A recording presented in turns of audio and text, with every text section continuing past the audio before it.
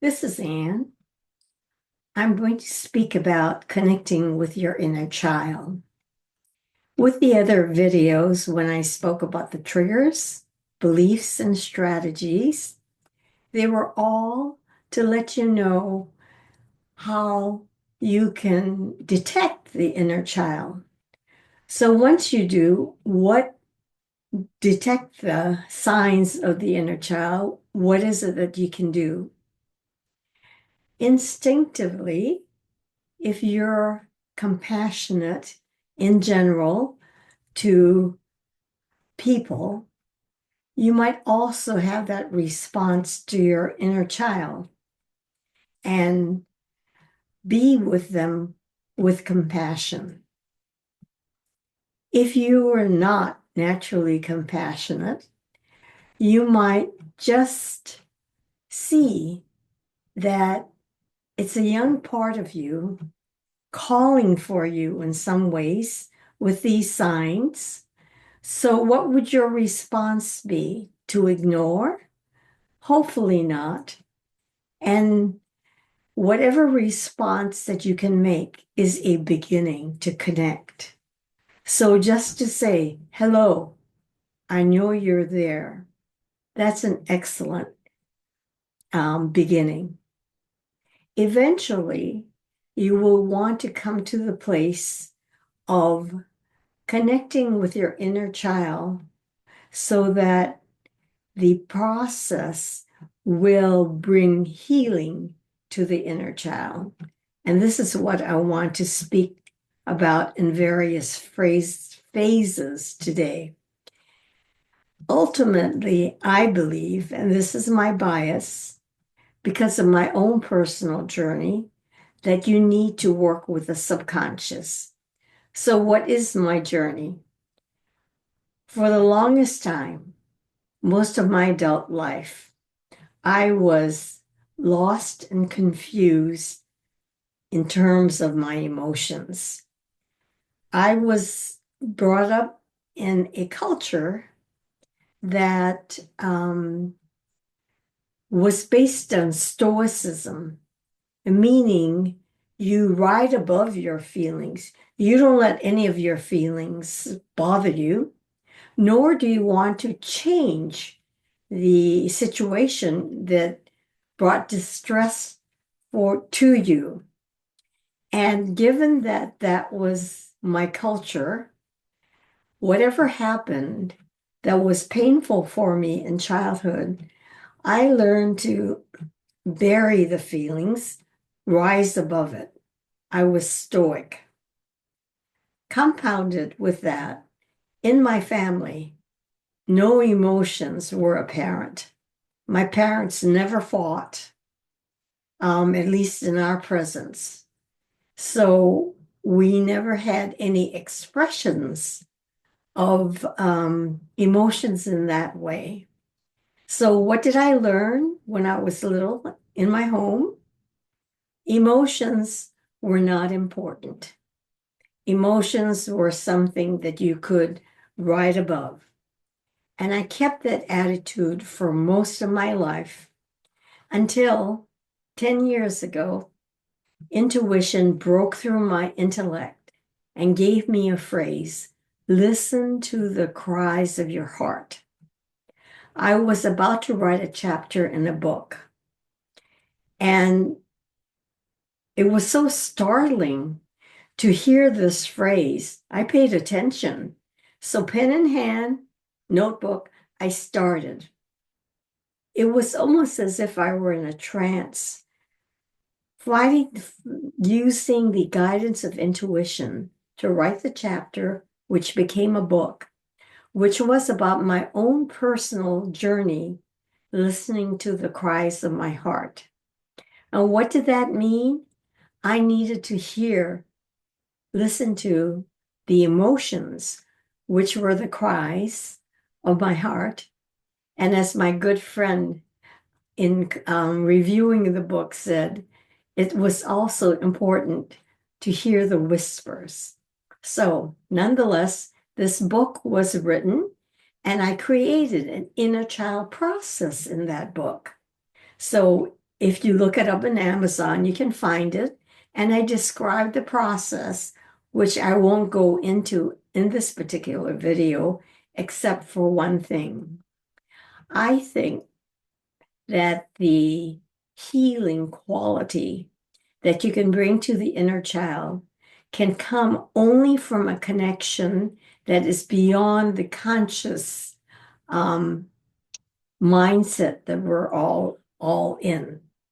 So for the most part, you're listening to me consciously, probably mostly with your mind, but hopefully also with your heart. But we don't normally bring our heart into listening or any kind of interaction.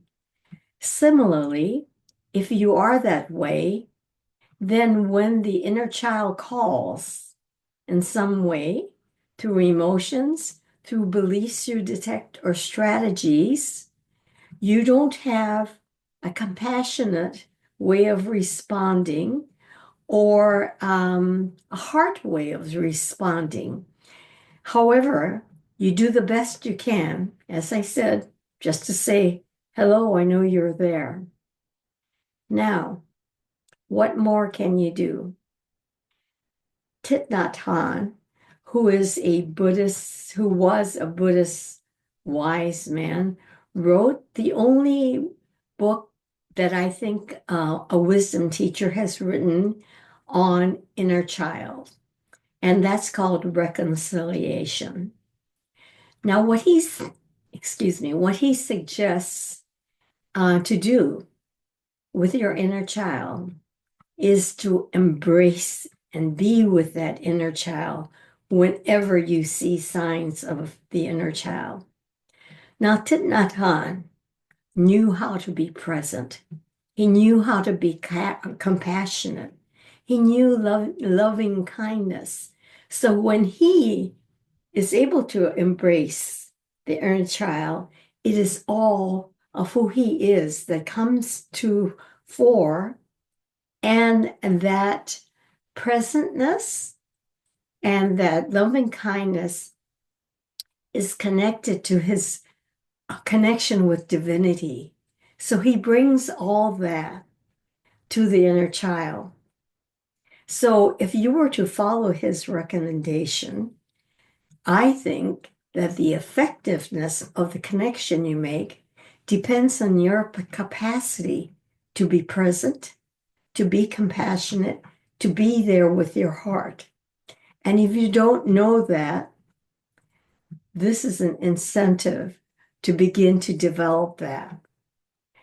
One of the ways that you can begin to develop that connection by being present is to practice meditation or mindfulness, where you are being in the present moment as much as you can. Because in the present moment, you're not paying attention to the past, which is a burden full of fear and distress, or the future, where you are imposing your picture of the past onto the future. It is only in the present time that there are no such connections, and you're present. And teachers tell us that when you're in the present moment, there is life there. There is presence with a capital P. My spirit source tells me that when I breathe, I can be very present. And spirit breathes with me so that when I'm present to my breath, present to the moment, I am there with spirit. So my practice allows me to bring that presentness to the inner child. That's one point. The second, excuse me. The second point is that when you transcend your ordinary consciousness you can connect with the inner child, and that is what I suggest in my book. You enter the space of imagination. When you get to the space of imagination, for one thing, you're in the playground of your inner child. This is what your child knew before he or she got into survival and defensiveness. So the imagination, the imaginal space is rich with possibilities and potential. So when you move into the space, you are able to connect to whatever inner child is present to you in a way that is not beyond consciousness. It is in the realm of the subconscious, where the trauma parts are. So, in connecting in this way, in the space of imagination, much can happen because it is not bound by consciousness. Finally, you can hear my prejudice, and it is a bias, about my own journey. When intuition gave me the message, listen to the cries of my heart, and beginning my own healing journey, intuition 4 or 5 years later told me to learn MAP, make anything possible. It's a method created by Gary A. Flint, a clinical psychologist who interviewed the subconscious of his patients. His patients were the most difficult to treat because they had been tortured in satanic ritual and other kinds of tremendously painful and difficult to bear situations. So they dissociated.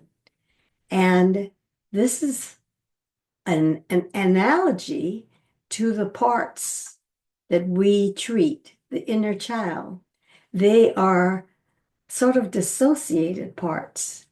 So the method he created, MAP, is perfect for working with the inner child because in the space of the subconscious are trauma parts, all the traumas, all the memories of that, all the limited beliefs, and all the limited strategies. So with MAP, we have a clear way of connecting to your subconscious to ask a trained subconscious, which we call superconscious, to treat the trauma parts and heal the traumas, treat the pain, treat all the beliefs, disempowering beliefs, and the strategies that are built on survival, not thriving, which is what the adult wants. So these are the ways I can think of connecting with the inner child. And as I told you, I have a bias. I think we need to engage the power of the subconscious, which will be in another video. So this is not to say that anything you read out there about connecting and healing your inner child doesn't have validity. I'm just presenting my experience and my bias to you, and hopefully you'll find it helpful. Thank you. See you in the next video.